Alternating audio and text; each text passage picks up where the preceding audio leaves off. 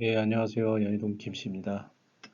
예, 오늘은 여러분들에게 두 가지에 대한 좀 궁금한 사항에 대해서 좀 의견을 나누려고 나왔는데요. 하나는 부동산을 정부는 잡는 것인가, 안 잡는 것인가, 못 잡는 것인가에 대한 뭐 최상욱 그 애널리스트였던 것 같아요. 전직 이분의 의견하고 저희 개인적인 생각을 좀 나누려고 오늘 동영상을 찍었습니다. 이분의 얘기를 잠깐 좀 들어보면 이분은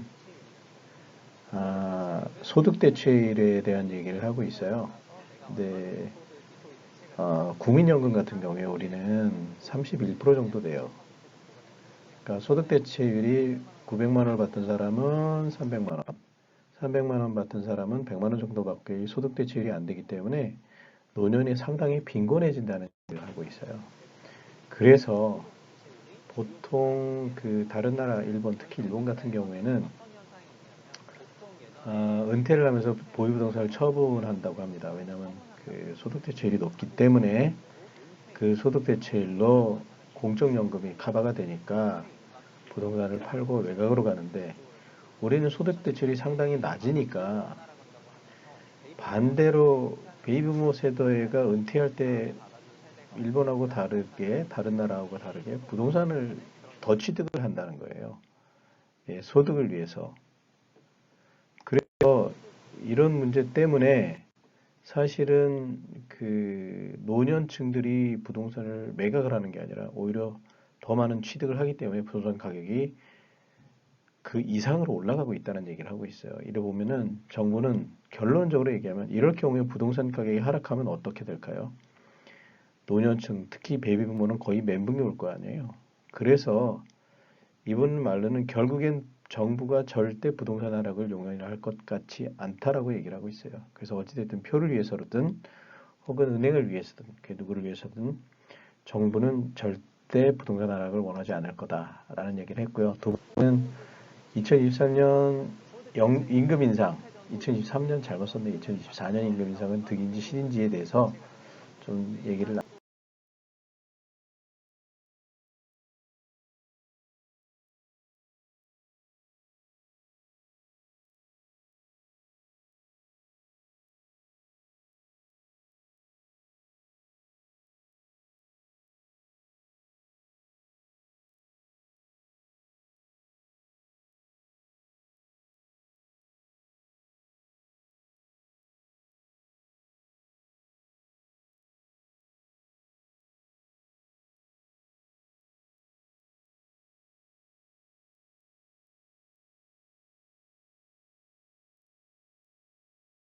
하겠습니다. 그래서 결론은 80년대 일본 버블을 보면요, 30년 동안 잃어버린 30년. 사실은 일본 버블은 일본의 중앙은행에서 시작이 됐어요. 중앙은행이 버블을 만들고 중앙은행이 버블을 터뜨렸거든요. 그러니까 사실은 항상 버블은 국민이 만드는 게 아니에요. 정부가 만들고 사고도 정부가 치는 거예요. 왜냐하면 여기서 버블을 만들 필요가 없는데 플라자 합의에 의해서 엔화 가치가 폭등을 하게 되니까 내수 경제를 진작시킨다면서 여러 가지 정책을 썼어요. 뭐냐면 저금리, 유동성, 그 다음에 이 두 가지에 의해서 어디에 땅을 샀죠? 미국의 하와이는 거의 다 사들인 것 같아요. 일본 같은 경우에. 그러니까 땅 사라 뭐 해라 하니까 기업들은 기업할 필요 없죠. 왜냐하면 자기네들이 연간 소득을 토지 상승분이 더 세니까 땅만 사면 돈을 버는데 뭐하러 기업을 합니까? 그래서 그때 규모가 부동산과 주식시장의 가치는 정말 믿기 힘들 정도로 증가를 했는데 80년대하고 90년대 사이에 대략 3배 이상의 차이가 났다고 합니다. 그래서 미국 땅을 사는 일본이었는데요. 결론은 중앙은행, 일본 중앙은행이 터뜨렸죠. 어떻게요? 예, 반대로 했어요. 금리를 2.5에서 6%까지 올린 이후에 내리지 않았고요.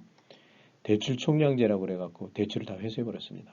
그리고 빨리 갚아라. 이러니까 뭐 국민들이 대출 받은 사람 패닉이죠. 그런데 어느 정도 하락하면 다시 풀어줘야 되는데 그런 게 없었어요. 2년 동안 그냥 무조건 내리고 했어요. 그랬더니 잃어버린 30년이 와버렸죠. 그래서 결국엔 버블은 누가 만든다고요? 네, 국가가 만들고 터트린 거 누가 터트려요? 예, 국가이면서 중앙은행이죠. 우리나라도 한국은행에서 뭐 그렇게 한 거라고 보여요. 그거 터트리는 것도 누가 터트릴까요? 한국은행에서 터트릴 거예요. 그런데 터질까봐 안 터트리죠. 우리는 안 잡고 오랫동안 버블을 유지하려는 정책을 쓸 거라고 생각해요. 다만 시장의 환경은 결코 우호적이지 않아요. 왜냐하면 고령사회가 됐고요. 노동력 감소가 심해지기 때문에 결국엔 이게 생각보다 잘 먹혀들지 않을 수도 있습니다. 네, 일단 그 다음에 다음 페이지로 넘어가 볼까요?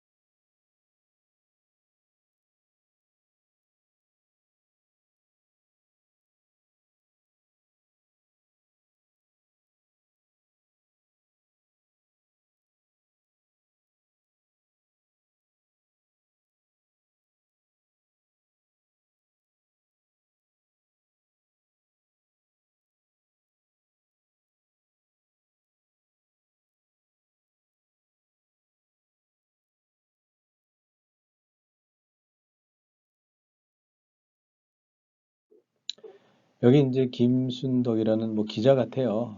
예전 기자인데요. 이전 정부가 집값 안 잡는 이유를 이제는 알겠다 그랬어요. 더불어 아니 어느 당 의원이에요. 근데 제가 말씀 안 드리겠습니다. 그분이 뭐라 그랬냐면 세금 많이 거두려면 집값을 더 올려야 됐어요. 아 이게 국민들한테 할 얘기입니까? 국회의원이란 분이 국민을 위해서 일을 하고 뽑아놨는데 세금을 더 걷어야 되니까 집값은 올라야 된다. 이게 말이 안 되죠. 그 다음에 양도세는 소득세 못 내린다. 아니 양도세를 좀 깎아줘야 빨리 팔죠. 근데 들어가지도 못하고 나가지도 못하고 꼼짝도 못해요. 하고 이분도 똑같아요. 개천에서 가재, 붕어, 개구리로 행복 살아라. 왜 용이 될 생각은 하지 마라. 그리고 아등바등 하지 말고 정부에 의지하라. 이 말이 무슨 말인지 이해하세요?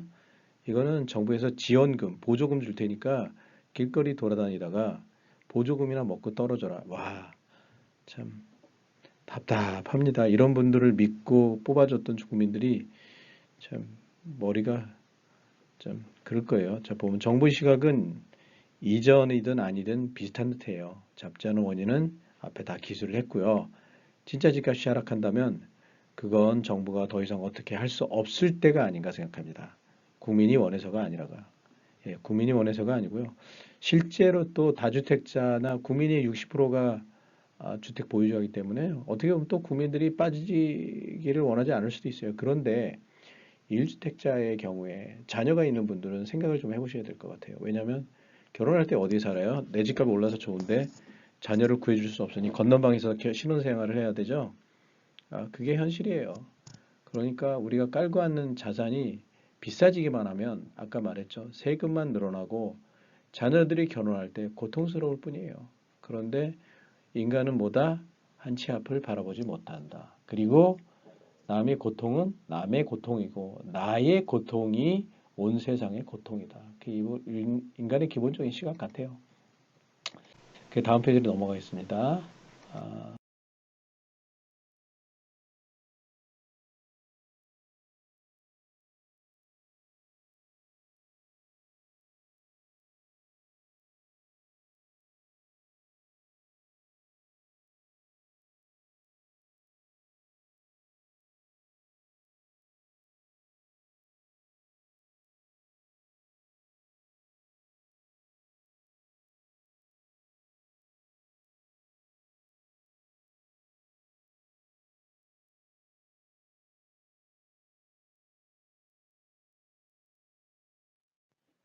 2024년 최저임금 인상 발표 점검 리스트인데 최저시급이 24% 이상 한다고 노동부에서 요청을 했어요. 그러니까 12,000원 정도 되는데 기업 집단에서는 동결을 요청을 했어요. 9,600원 정도 됩니다.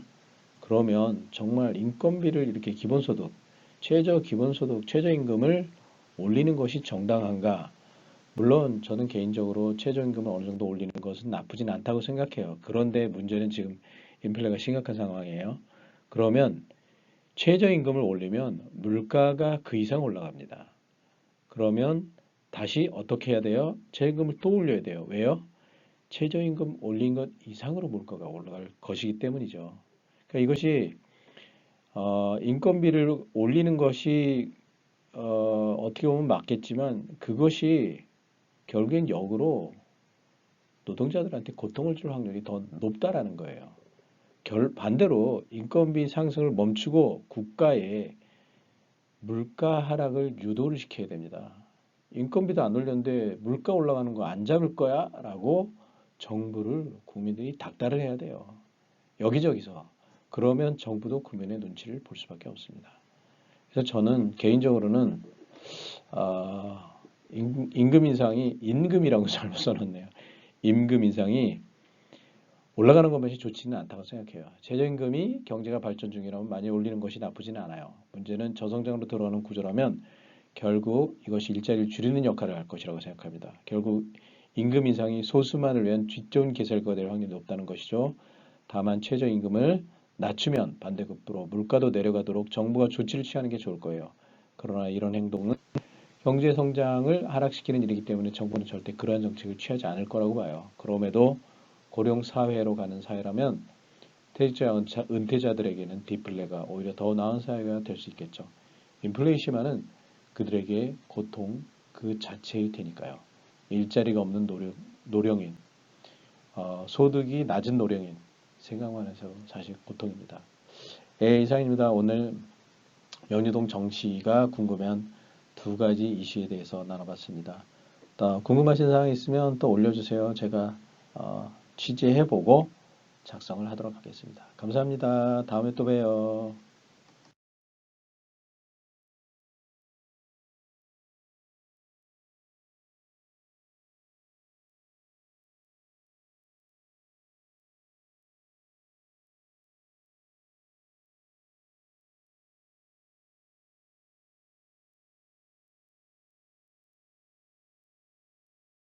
예, 그래서 한번 볼까요? 최저임금 인상은 물가 상승, 자산가격 상승 이렇게 지금 도미노 현상으로 진행이 돼요.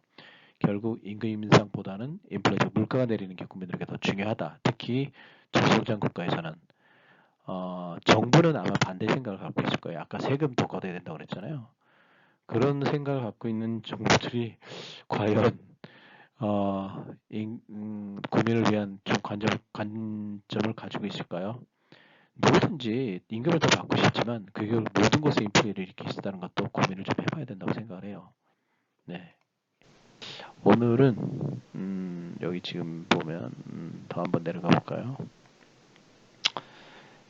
최저임금 참 많이 올렸네요. 이때부터 크게 올렸네요. 네. 이게 사실 임금을 자꾸 올리는 게 좋지는 않아요. 물론 성장이 따라줘야 됩니다. 보실까요? 2001년에 1865원인데 2002 9600. 와. 물론 인건비가 오르면 좋죠. 하지만 기업의 성장이 뒷받침되지 않는다면 인건비 인상은 인플레이션으로 반대로 바뀔 겁니다. 자, 보세요. 화폐 총량이 굉장히 늘어나죠. 그럼 화폐 가치 하락이 따라오게 돼 있어요. 최저임금 인상은 사실상 물가예요. 이 이상을 받지 때문에 사실상 물가가 올라가는 거고요. 최저임금을 올리면 화폐 가치가 떨어지면 자산 가격이 오르게 됩니다. 그러면 누가 좋죠? 자산을 많이 가진 사람들. 누가 힘들죠? 지금 당장 오늘 먹을 돈밖에 없는 사람들. 그러니까 별로 좋지는 않다라는 겁니다. 그래서 저는 오늘은 여기까지 두 가지에 대해서 좀 얘기를 나눠봤습니다. 뭐 다양한 생각을